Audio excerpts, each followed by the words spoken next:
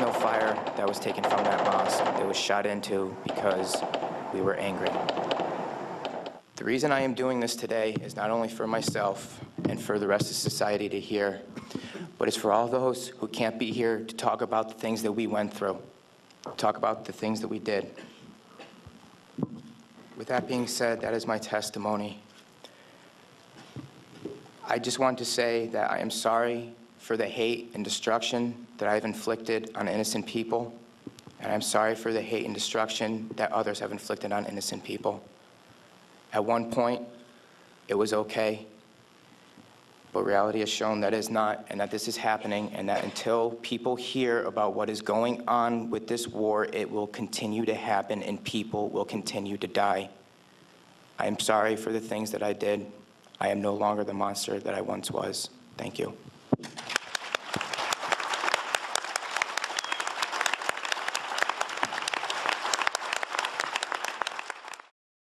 Hello, my name is Sam Lynch. I came in the Army in 1994 as an infantryman. I did active duty for a little while, and in 1997 I became a conscientious objector. But I opted to stay in the military and transfer into medical services.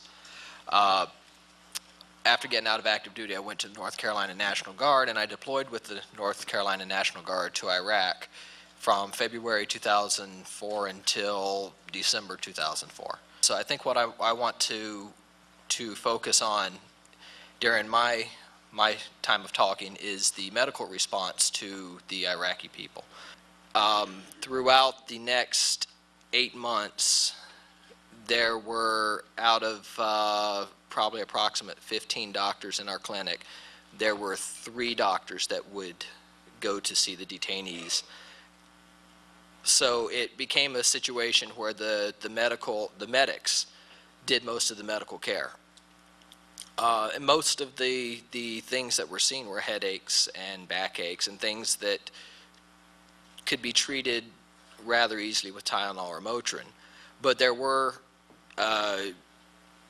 urinary tract infections, there were hernias, there were things that really did require a doctor's care. And when I confronted doctors with it, in at least 4 cases, 4 different doctors responded that we're not going to see them because they're not American. Some specific instances, early on, there was a individual who had blood clots in his lower legs, and it was a fear that a blood clot would loosen itself and become lodged and cause a stroke. So we had him on Lovenox shots twice a day to cut out the blood clots, and I had to. At this time, it was right when this operation was starting, so I was still going through and getting doctor's signatures on prescriptions. And depending on who the doctor on duty was, depended on whether or not this person would get his medication or not. Towards the end of the rotation, it got to the point where the medical personnel were writing the prescription, not the doctors, but the medics themselves were prescribing medicine for the detainees because nobody else would do it. Going into the detainee center, when we did a initial assessment of all the detainees, there was a tendency for the MPs who ran the detainee center to want to identify the detainees by what they were being arrested for. And so instead of it being an individual, they lost their name, they became a number, and it became 30-0024, for example, try to bomb U.S. soldiers, or is targeting translators. Really, they lost their identity in that process, and it was really hard to maintain a unbiased attitude towards caring for them when the first thing you hear about them is what they're there for.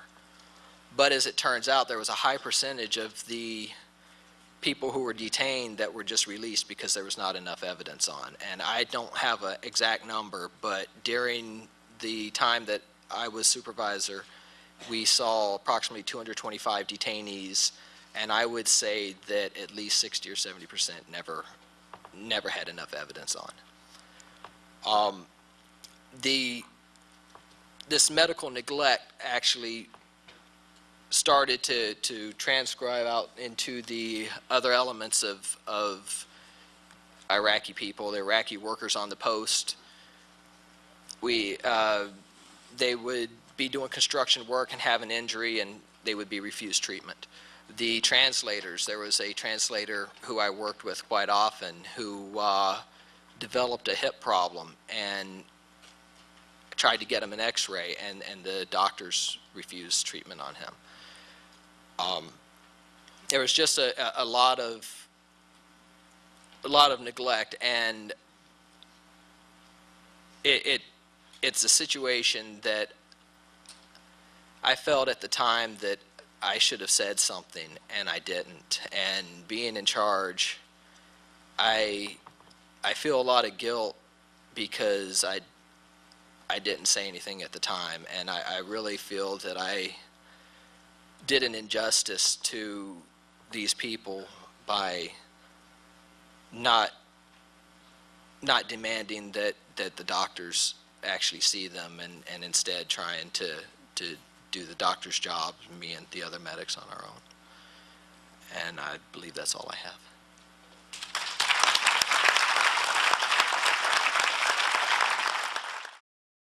Good morning. My name is Mike Totten. I served with the 716th MP Battalion in the 101st Airborne. I was deployed to Iraq in April of 2003 and returned home in April of 2004. At one point in the deployment, when I was on a convoy just north of Baghdad, we pulled over to have an MRE refuel our trucks. And it was about a 6-vehicle convoy. Oftentimes, the kids in the surrounding community would run up to us and say thank you, and be very welcome us with warm arms. And we didn't want that kind of attention from the kids for fear of their safety, because we knew we were a targeted audience in that country. At this one incident, a kid was trying to cross a 4-lane median highway and was struck by a vehicle going about 65. A number of us ran over there. I hopped in my truck and ran to stop traffic. A number of us, including my sergeant major, ran over there. And by the time he was walking back to his truck, which was about 30 seconds after he looked at the kid, said, "He's gone, move out." And I wondered to myself, what would have happened if this was an American kid who was just struck?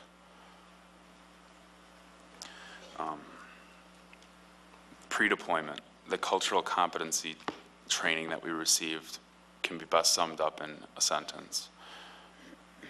Don't touch the people of Iraq's left hand. They wipe their ass with it. And that's what we got.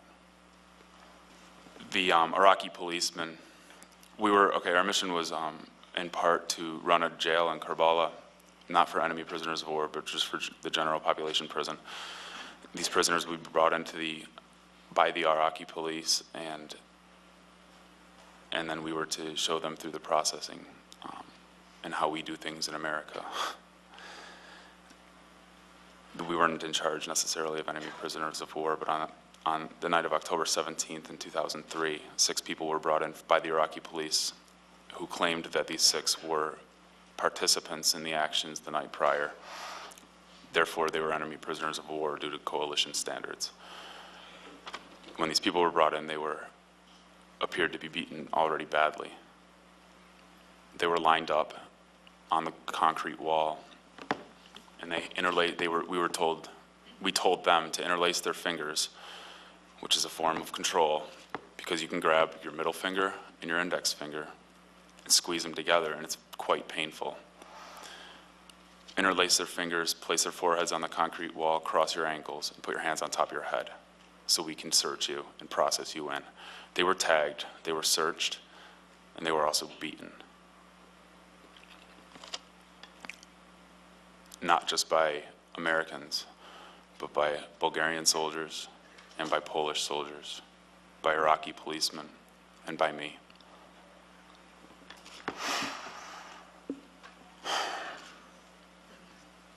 I grabbed the man by the jaw and I looked him in the eye, and I slammed his head up against the wall. And I looked him again in the eye and said, "You must have been the one that killed Grilly." And then he fell. I kicked him. An Iraqi policeman, probably the size of the biggest security man here, with hands to match the size of a Kodiak, hit a guy in the side of the head about 6 times, and I thought to myself, I'm looking at him and I laughed. I'm like, yeah, these guys are getting what they deserve.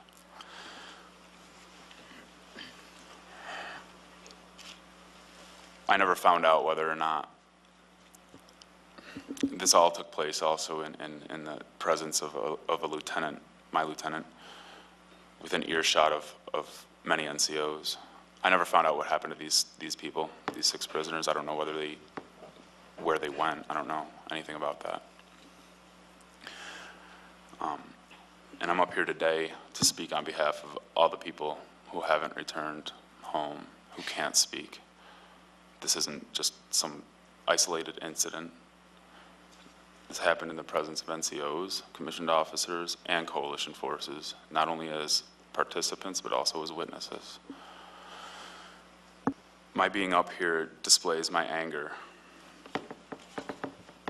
both on multiple levels, by the Americans' behavior overseas, by our president's continuous rhetoric about Iraq being a success, about this country's citizens and apathy to this occupation. And this is why I'm here today as well. These events happen in our name, and each and every single one of you are responsible for this as well.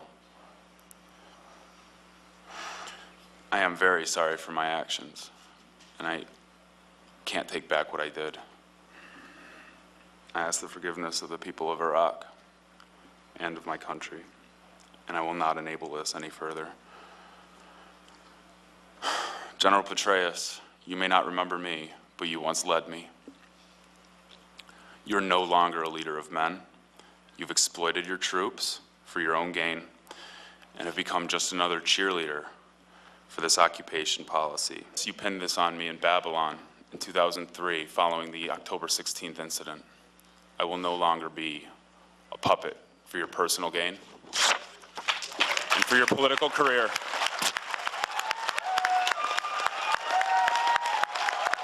Thank you.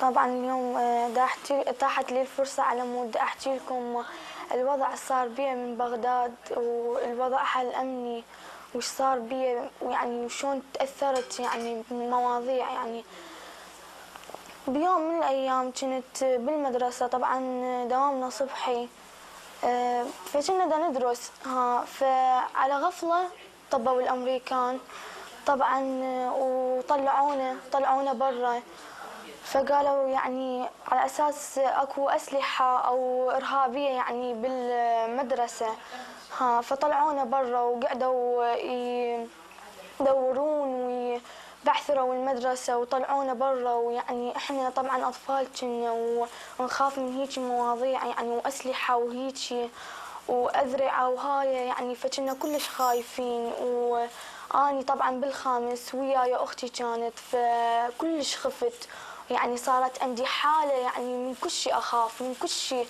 يصير أخاف طبعا أني طموحة وكل زينة بالدراسة طبعا ردت دائما أكون يعني أحسن يعني فرد صالح من المجتمع طبعا وأحقق على الأقل حلم واحد يعني من أحلامي اللي أنا دا أفكر بيها وأحقق أحلام الكل طفل عراقي اللي شاف مثل مأساة اللي شفتها طبعا واللي شافوها زميلاتي بالمدرسة وتأثروا بيها طبعا أمي شافت هيك وضع وأبويا شاف هيك وضع خلوني أقعد عن المدرسة وما أداوم. فيعني هذا كلش يعني ضجت كلش من هذا الوضع. طبعا اضطروا لأنه الوضع الأمني كان أبد مو زين، الأمان ماكو، على غفلة يفوتون الأمريكان، على غفلة ميليشيا تفوت علينا، يعني احنا ما نريد حياتنا احنا. فأمي قالت نقعدهم. طبعا ضاعت علي يعني دراستي ويعني دائما كنت طموحة وأريد أتقدم وأحلامي أحققها، بس مع الأسف ما خلوني أمارس يعني أحلمي وأحققه من سبب هاي الوضع الأمني ببغداد والقتل والعنف والإرهاب وكل شيء مسيطرين علينا. كل شيء ما نقدر ناخذ رأي، يعني ياخذون رأينا. طبعا أتمنى لكل عراقي يعني ويعني كعمري أنا همينة عراقية وكل قد عمري وأكبر وأكبر، كل العراقيين يحققون أحلامهم طبعا ويروح العنف Hi, good morning. Thank you all for being here. I'd like to thank Lisa Cantu and Jen Hogg, without whom I would not be on this panel. And thank you all for being here. I'd like to tell you a little bit about myself. I trained as a combat medic. I joined straight out of high school. I was 17. My first experience with sexual harassment was with my recruiter. He was married and his wife was pregnant. And he used to make it a requirement for me to go with him and talk to other soldiers about joining the army and kind of reeling them in, you know. And so that was one thing. And then one night he got drunk and he had to stay at a hotel because his wife was mad at him or something. And he had me drive him to the hotel. And at the hotel,